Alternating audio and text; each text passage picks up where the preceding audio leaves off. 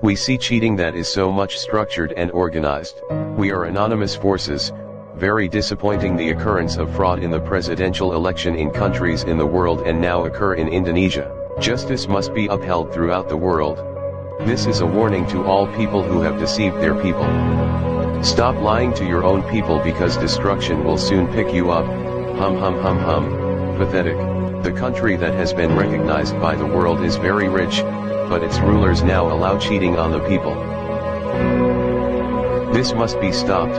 Hey, you rulers who fooled their people. We anonymous troops will not stay silent to see the cheating that you do. Do not expect you will be free to do those very shameful lies. We are a revolution. Our strength is in number. We do it because we can. We do it for the future of our children and all life.